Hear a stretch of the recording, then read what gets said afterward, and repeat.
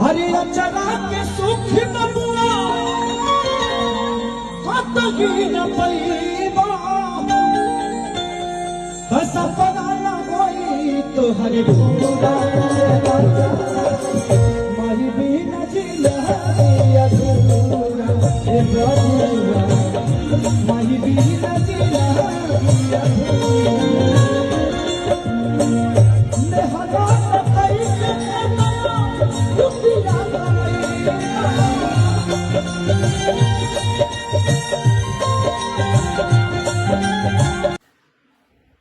प्रणाम भाई लोग।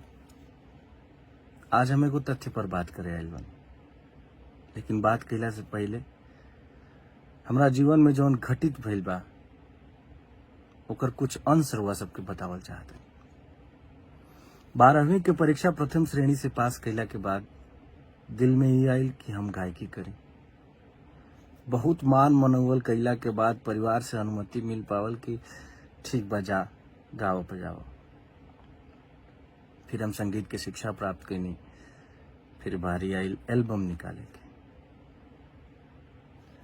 हमार पापा बनारस में एगो प्राइवेट स्कूल में पढ़ावत रहन और फिर ट्यूशन वगैरह पढ़ा के परिवार के भरण पोषण करत रहन। ऐसन परिवार में एल्बम बनावे खातिर हमनी घरे कहनी कि हमरा पैसा चाहिए। तो हमरा आज भी याद बा, माई हमार मामा के लड़का हवन संतोष तिवारी जी जौन देहरादून में रहलन, उनका से 20,000 रुपया मंगलस। भैया के बहुत बहुत धन्यवाद कि उस समय में भैया मदद कैलन। फिर हम गईनी कैसेट निकलनी। अब 20,000 में पूरा 8 गाना के होती घरी कैसेट आवत रहे, तो पूरा ऑडियो वीडियो तो बनी ना 20,000 में। तो होती घरी हमार साथ और मार्गदर्शन कैलन बड़ भाई सुधीर यादव संगम जी जौन गाजीपुर के रहे वाला हवन। हमनी के 4 गाना के कैसेट निकलनी जा। कैसेट के नाम रहे माई आके रक्षा करी। अब कैसेट तो बन गई। अब मास्टर बा हमनी के हाथ में, मगर उती घड़ी कंपनी से और सब कैसेट मंगावे खातिर 35,000 रुपया लागे कैसेट बनवावे खातिर। तो वो पैसा हमनी फिर रहबे न कैल रहे। फिर हमनी घरे पैसा मांगे खातिर, तो हमरा याद बा भैया माई हमार जौन घर के खर्चा बर्चा चलावे खातिर पैसा रहे, वो पैसा हमरा के निकाल के देहलस। फिर हम गईनी। अब 35,000 तो रहे ना, हमने फिर बनारसी में लोकले से एगो प्रदीप जी हमारे उनका से कैसेट बनवाई जा। भगवान जाने ओकरा बाद माई हमार घर के खर्चा वर्चा कैसे चलैले हुई। कैसेट बनवा लेनी जा। अब कैसेट के दुकान पर लेके जाई जा तो केहू रखे खातिर तैयार है ना, जे रखे भी तो कहे कि रख दो जा, जब बिचा जाता आके पैसा ले जा। फिर हमने के का करनी जा कि घूम घूम के नवरात्र के टाइम रहे, हर पंडाल पर कैसेट देवे लगनी जा कि ले जा भैया, खाली बजाए जा, पैसा मत दिए जा। ये आलम रहे कि एगो पंडाल वाला तो कलस कि हाँ द कैसेट तार बजाई, मगर ओकरा हमरा के खर्चा पर नहीं देवे के पड़ी। कैसेट बांट देनी जा, जितना पैसा लगा रहे सब डूब गई, 1 रुपया ना आई। फिर हम कौन मुंह लेके घरे आई पैसा मांगे खातिर। फिर हम रहे लगनी हो जे स्टूडियो पे, जौन स्टूडियो से रिकॉर्डिंग भी रहे गांधी स्टूडियो से। फिर हम मुझे संतोष भैया बहुत प्यार दिलन, मुझे रहे लगनी। राजा भैया उजे रहन, उनका से सीखी, सेवा करी, बहुत कुछ सीखे के मिलल। फिर वैसे ही पैसा वैसा जुगाड़ के एगो और एल्बम निकलनी जा। वैसे ही साझा में जना में पवन परदेसी जी भी रहन।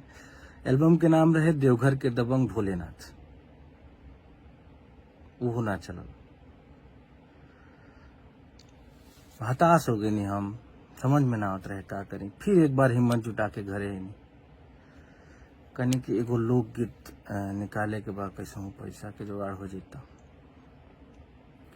फिर हमारे पिताजी कैसे हमरा के पैसा दिलन ये हम बतावल नहीं चाहत, मगर हमरा के पैसा मिलल। हम जाके एल्बम बनैनी मन माने ना। ऑडियो तो बन गई लेकिन वीडियो बनावे के पैसा ना रहे। तो होती घड़ी मदद कहीं बनारस के वो बहुत ही टैलेंटेड एक्ट्रेस हैं तानिया जी, उन्होंने हमारा वीडियो फाइनेंस किया। उनका पैसा अब कुछ दिन पहले हमने उनको वापस किया है, लेकिन उस समय पे उन्होंने बहुत मदद किया, इसके लिए बहुत बहुत धन्यवाद। अब कैसेट तो बन गई, ऑडियो वीडियो दोनों बन गई, लेकिन वह काम फिर की 35,000 रुपया फिर से रिलीजिंग खाती, वो पैसा ना जुट पायल होती घड़ी, और एल्बम वो आज तक ना आई। फिर अब समझ में ना आता है कि अब का कल जाओ। फिर हम राजा भैया से कहनी, जो वहाँ रिकॉर्डिस्तान गांधी स्टूडियो में, हम कहनी कि हमरा के रिकॉर्डिंग सिखा दो। अब तो आगे पढ़ाई उड़ाई छुटिए गई बा, संगीत की डिग्री बा हमरा भी तक, कभी अब देखल जाए हमरा के अभी रिकॉर्डिंग सिखा दें रुआ के कि हम रिकॉर्डिस्ट बन जाए। ऐसे ही जिंदगी कटे लागल। तो फिर अचानक से एगो गाना आयल रहे जौन के नाम रहे शीशे का था दिल मेरा, बहुत वायरल भेल रहे गाना। तो हम वो गाना लेके, पैसा तो रहे ना हमरा फिर, वो गाना पर एगो भोजपुरी गाना लिखनी हम जौन के नाम रहे लप लप करे कमरिया, दिलवा में कादो होला का तू जान लेबू।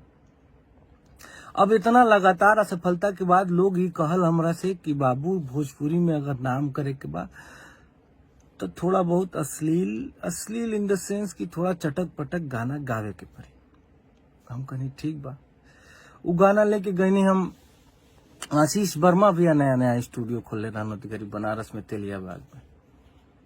हम गईनी भैया बेरी कहनी कि देखी भैया पैसा हमरा भी नहीं खे, मगर ये पर हम गाना गावल चाहते नहीं।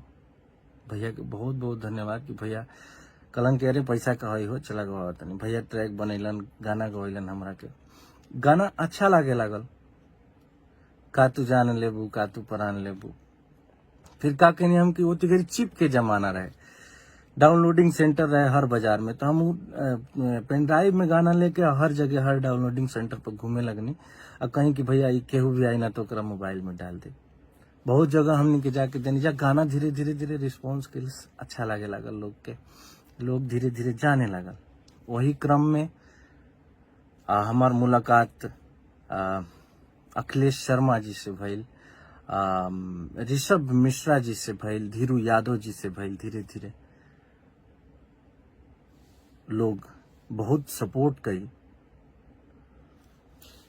फिर गाना आयल, सतीश राय जी ने बहुत सपोर्ट किया। फिर गाना आयल की करुआ तेल, लोग बहुत ज्यादा प्यार दुलार आशीर्वाद दिलस।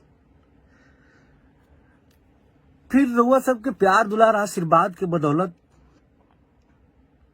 हम मुंबई गई फिल्म इंडस्ट्री में। सासाराम के केला भी एगो गाना आई रहे। मुंबई गईला के बाद जब हम देखनी कि हमनी के अश्लीलता के बदौलत जौन हमनी के गाना गावत नहीं जा, ओकरा बदौलत भोजपुरी के बहुत शर्मिंदगी के सामना करे के पड़ता हमनी के खुद के। बाहर के इंडस्ट्री में, जैसे मुंबई गईला के बाद भोजपुरी नाम सुनते तो किसी तरह से नाक सिकोड़ लसन, भोजपुरी में काम करते हैं। तब हमरा समझ में आई कि जब हमार भगवान स्वरूपी जनता हमके इतना प्यार दुलार आशीर्वाद दे के एजा मुंबई तक भेजले बा, तो हमार दायित्व बनता कि एकरा के सुधार के दिशा में कुछ कार्य कर जाओ।